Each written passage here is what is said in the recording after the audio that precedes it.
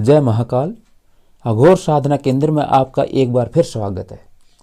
दोस्तों, तंत्र की सबसे बड़ी रात्रि, दारुण रात्रि, होली की रात्रि 7 मार्च को आ रही है, जिस रात्रि का तांत्रिक वर्षों से प्रतीक्षा करते हैं, जो तंत्र सिद्धि का विशेष सिद्ध कल्प है।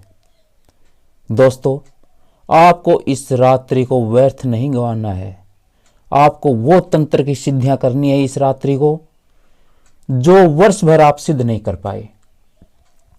इस रात्रि को जो भी साधक गंडे, ताबीज आदि बनाना चाहते हैं वो बना सकते हैं, और कोई भी साधक जो वर्ष भर से साधना कर रहे थे पर साधना में सफलता नहीं मिली, वो इस होली की रात्रि को क्रोध भैरव का आह्वान कर सकते हैं। पर हाँ, ध्यान रखें, जो 40 दिन से ज्यादा साधना आप कर चुके हैं पर आपको सिद्धि नहीं मिली, उसी साधना में आप क्रोध भैरव का आह्वान करें, अन्यथा नहीं करें। यह नहीं कि आपने उठा दिया और क्रोध भैरव का आह्वान कर दिया, वो आपके लिए खतरनाक सिद्ध हो सकता है। दोस्तों, अगर आपने आज का ये वीडियो देख लिया और ये पूरा वीडियो देख लिया, तो आपको इस रात्रि को साधना सिद्ध होने से कोई नहीं रोक सकता। ये 100% नहीं, 1000% मैं गारंटी दे सकता हूं। आप ध्यान रखें कि महाशिवरात्रि से होली तक का समय तंत्र सिद्धि का विशेष कल्प है। ये दिन तांत्रिक दिन है, बहुत ही उग्र दिन है। तांत्रिक लोग इन दिनों की, ये जो 17-18 दिन आते हैं महाशिवरात्रि से होली तक के बीच के, इन दिनों की तांत्रिक लोग वर्षों से प्रतीक्षा करते हैं, वर्ष भर से प्रतीक्षा करते हैं। और जो श्रेष्ठ साधक हैं वो तो इन दिनों की महीने भर पहले से ही तैयारी शुरू कर देते हैं, क्योंकि दोस्तों ये तंत्र सिद्धि कल्प है, ये तंत्र के सिद्ध दिन है और बड़े ही उग्र दिन है। और एक बात आप ध्यान रखिए, होली के इन दिनों में जो होलाष्टक होते हैं, ये हमारे तंत्र ग्रंथों में कहा गया है कि होलाष्टक के दिवस काल चक्र के प्रभाव से बहुत ही उग्र दिवस हैं। ये दिन बहुत ही तीव्र दिन है, इसलिए काल चक्र के ये जो होलाष्टक दिन है, इन दिनों में आप जो भी साधना करेंगे वो सिद्ध होगी ही होगी। आपको प्रत्यक्षीकरण सिद्धि से कोई नहीं रोक सकता। इन दिनों में कोई भी तांत्रिक साधना की जा सकती है। आप कोई भी सटकर्म कर सकते हैं, वशीकरण, मारन, मोहन, उच्चाटन, विद्वेषण प्रयोग, चाहे वो कोई भी प्रयोग हो, इन होलाष्टक के दिनों में सिद्ध होगा ही होगा। ये महाशिवरात्रि से और होली तक के जो ये दिन है, इन्हें तंत्र सिद्धि कल्प कहा जाता है। इसलिए इस तंत्र सिद्धि कल्प की चैतन्यता में किसी महत्वपूर्ण तंत्र की सिद्धि करें आप। यूं नहीं कि इन छोटी मोटी साधनाएं लेकर बैठ के इन्हें व्यर्थ ना गवाइए। मेरा तो मानना है कि इन दिनों में आप कोई प्रत्यक्षीकरण सिद्धि कीजिए, जो आप लंबे समय से कर रहे हैं पर वो सिद्ध नहीं हो पा रही, वो साधनाएं, उस साधना का चुनाव कीजिए इन उग्र दिनों में, इन तंत्र सिद्धि कल्प में, और उस साधना को पकड़िए। यानी आप झाड़े झपटे के मंत्रों में इन दिनों को व्यर्थ गंवा दे। दोस्तों, ये दिन अपने आप ही उग्र हैं, चैतन्य हैं, और एक दिन की साधना 1 महीने की साधना के बराबर है। इसका आप ध्यान रखिए। श्रेष्ठ साधक, जो भी साधक हैं, वो शिष्य इस क्षण का लाभ उठाने के लिए बहुत पहले तैयारी कर देते हैं। दोस्तों, आज मैं आपको प्रत्यक्षीकरण सिद्धि कैसे करनी है और आपको किसी भी साधना में प्रत्यक्षीकरण सिद्धि कैसे मिलेगी, उसका पूरा विधान बता रहा हूं। आपको अपनी साधना किस तरह प्रारंभ करनी है, उसकी पूरी प्रक्रिया समझा रहा हूं मैं आपको। अगर आप इस प्रक्रिया से प्रत्यक्षीकरण सिद्धि करेंगे तो आपको 100% प्रत्यक्षीकरण होगा ही होगा। आपको कोई नहीं रोक सकता। सबसे पहले आपको साधना बैठने से पहले एक नया चाकू लेना है, एक ऐसा चाकू लेना है जो रसोई में यूज नहीं किया गया हो, जो घर गृहस्थी में प्रयोग नहीं किया गया हो। वो चाकू आपको सुरक्षा घेरा लगाने के काम आएगा। ठीक है, आपको बरता हुआ जो घर में यूज किया गया है वो सामान पूजा में निषेध समझा जाता है, उसका प्रयोग नहीं करना है आपको। इसलिए सबसे पहले आप सुरक्षा घेरा लगाइए। ठीक है, सुरक्षा घेरा के बाद में आप अपने आसन पर विराजमान होइए और फिर शरीर किलन कीजिए। जो भी साधक है वो सुरक्षा घेरे के मंत्र और शरीर किलन के मंत्र तो पहले से ही सिद्ध कर रखे होंगे जब आप साधना के क्षेत्र में हो। तो यह तो समझाने की कोई बात नहीं है। यदि आप साधना के क्षेत्र में हो तो यह पहले सब पहला स्टेप है, पहला कदम है, यह तो पहली पौड़ी है कि सुरक्षा मंत्र सिद्ध करना और शरीर किलन मंत्र सिद्ध करना। तो सुरक्षा घेरा लगाने के बाद में फिर आपको शरीर किलन करना है और शरीर किलन के बाद में फिर आपको संकल्प लेना है। दोस्तों, संकल्प बहुत जरूरी है। अगर आप संकल्प नहीं लेते और बिना संकल्प अगर साधना शुरू कर देते हैं तो यूं समझिए कि आपको प्रत्यक्षीकरण सिद्धि कभी नहीं मिलेगी। ठीक है, क्योंकि प्रत्यक्षीकरण सिद्धि तभी मिलती है जब आप संकल्प लेते हैं, क्योंकि संकल्प लेकर जब आप साधना करते हैं वो ही साधना है।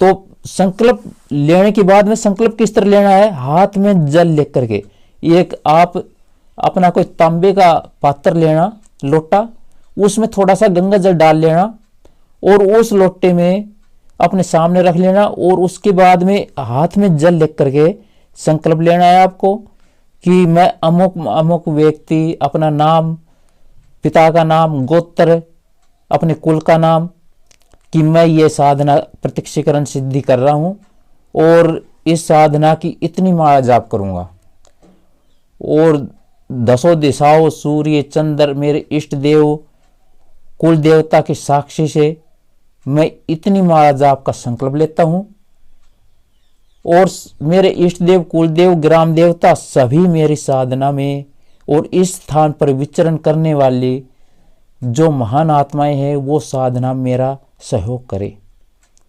और ये बोल करके आप उस हाथ के जल को अपने सामने जमीन पर छोड़ दे।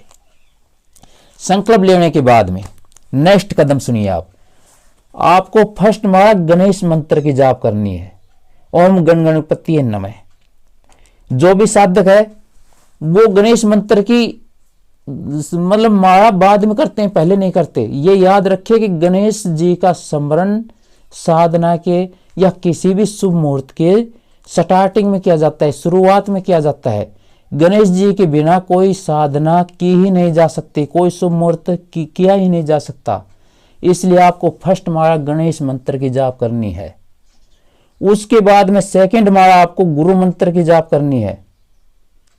गुरु मंत्र की जाप करने के बाद में आपको थर्ड माला भैरव मंत्र की जाप करनी है। यदि आप भैरव मंत्र की एक माला जाप नहीं करेंगे तो आपकी साधना कभी सिद्ध नहीं होगी, क्योंकि उस स्थान पर निवास करने वाली जो भी अदृश्य आत्माएं हैं वो आपकी साधना का फल चुरा लेती हैं।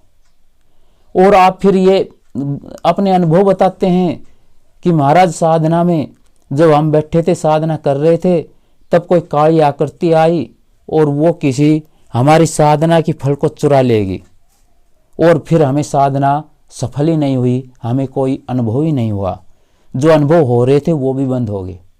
तो उसकी कमी यही है कि आप भैरव मंत्र की एक माला का जाप नहीं करते। यदि आप भैरव मंत्र की एक माला का जाप नहीं करेंगे तो आपकी साधना का फल उस स्थान पर निवास करने वाली अदृश्य आत्माएं चुरा लेंगी। क्योंकि दोस्तों हर स्थान पर कोई ना कोई स्थान देवता होता है, मतलब कोई ना कोई अतृप्त आत्माएं, जो अदृश्य आत्माएं हैं वो निवास करती है और वो अच्छी आत्माएं भी हैं और जो साधना में साधक का सहयोग करती है, और कुछ बुरी आत्माएं भी हैं और जो बुरी आत्माएं होती है वो साधना सफल नहीं होने देती, और जो अच्छी आत्माएं होती है, पवित्र आत्माएं होती है, वो साधक का सहयोग करती है। इसलिए हर स्थान पर कोई ना कोई आत्मा जरूर निवास करती है। यदि आप भैरव मंत्र की एक माला जाप नहीं करते तो वो अतृप्त आत्माएं अपनी मुक्ति के लिए आपकी साधनाओं का फल चुरा लेती है। जो आपकी शरीर के अंदर से जो ऊर्जा उत्पन्न होती है, जिसे हम तपोबल बोलते हैं, ऊर्जा बोलते हैं, जो मंत्रों की ऊर्जा है, उस मंत्रों की ऊर्जा को वो अतृप्त आत्मा, उस स्थान पर निवास करने वाली वो अदृश्य शक्ति आपके तप की ऊर्जा को चुरा लेती है, आपके मंत्र की ऊर्जा को चुरा लेती है, जिससे आपकी साधना कभी सिद्ध ही नहीं हो पाती और आप लगे रहते हैं दिन रात, पर कोई फायदा नहीं होता। इसलिए एक माला भैरव मंत्र की जाप करने के बाद में, उसके बाद में आपको कुल देवता का 11 बार स्मरण करना है। जो भी आपका कुल देवता है, जैसे जिनके कुल देवता हनुमान जी है तो हनुमान जी की मंत्र का आह्वान करना है। और कुल देवता के स्मरण के बाद में आपको इष्ट देवता का स्मरण करना है। जो भी आपका इष्ट देवता है उस इष्ट देवता का स्मरण करना है 21 बार, 11 बार। और उसके बाद में फिर पितृ देवता का स्मरण करना है। जो भी आपके पितर हैं उनका आह्वान करना है, उनसे प्रार्थना करनी है कि साधना में आपकी सफलता का आशीर्वाद दे। उसके बाद में इंपॉर्टेंट, सबसे इंपॉर्टेंट ध्यान दे, ग्राम देवता, जिनके बिना कोई साधना कभी सिद्ध ही नहीं हो सकती, जिसे हम नगर खेड़ा बोलते हैं। दोस्तों, ग्राम देवता, नगर खेड़ा, जो हमारे ग्राम का रक्षक है और साधकों के साधना के क्षेत्र में श्रेष्ठ देवता है। ग्राम देवता के बिना कोई साधना कभी सिद्ध हो ही नहीं सकती। इसलिए आप ध्यान दें कि अपने सामने चौकी पर जो आपने लाल वस्त्र बिछा रखा है, उस लाल वस्त्र के ऊपर एक अक्षत की ढेरी बनाइए, एक चावल की ढेरी बनाइए। वो आपके ग्राम देवता का स्थान है। और एक दीपक तो आपने साधना में प्रज्वलित कर ही रखा है, दूसरा दीपक आपको ग्राम देवता का नाम का प्रज्वलित करना है और उस अक्षत की ढेरी पर उस दीपक को रखना है। वो होगा ग्राम देवता का स्थान। चौकी पर लाल वस्त्र पर अक्षत की यानी कि चावल की एक ढेरी बनाइए और उस ढेरी के ऊपर एक दीपक प्रज्वलित करें। ग्राम देवता का स्थान होगा और वो दीपक ग्राम देवता के नाम का दीपक है जो आपने अलग से प्रज्वलित किया है। इसलिए साधना में 2 दीपक प्रज्वलित, ग्राम देवता का जो दीपक प्रज्वलित करने के बाद में ओम ग्राम देवताय नमः, इस मंत्र का 11 बार या 21 बार आपको उच्चारण करना है, आह्वान करना है कि ओम ग्राम देवताय नमः। और उसके बाद में स्थान देवता, आपको प्रार्थना करनी है कि इस स्थान पर विराजमान पुण्य आत्माएं मेरी साधना में मेरा सहयोग करे। जो भी स्थान पर पुण्य आत्माएं निवास कर रही है वो आत्माएं मेरी साधना में मेरा सहयोग करे और मुझे सफलता का आशीर्वाद दे।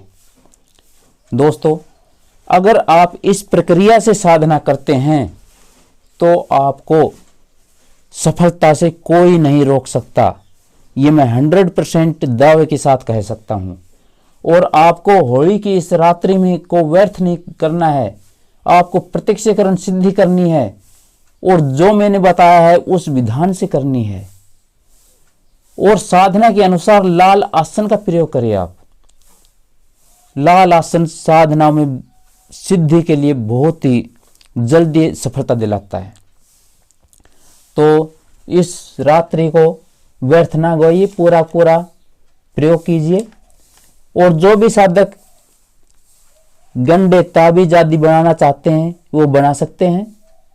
ये दारुण रात्रि, होली की रात्रि बहुत ही श्रेष्ठ रात्रि है।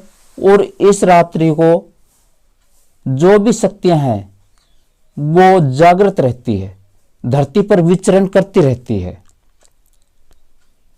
तो इस वीडियो में इतना ही। नेक्स्ट वीडियो में हम आपको प्रत्यक्षीकरण सिद्धि के कुछ ऐसे प्रयोग देंगे जो होली की इस रात्रि को आपकी सफलता में कारगर होंगे। और बहुत ही मदद करेंगे। वीडियो लंबा हो रहा है, इसलिए हम नेक्स्ट वीडियो में साधना के श्रेष्ठ और बहुत ही उग्र जो प्रयोग है वो नेक्स्ट वीडियो में बताएंगे। अगर वीडियो पसंद आए तो लाइक करें, शेयर करें और आपका कोई सवाल हो तो कमेंट करें। जय महाकाल।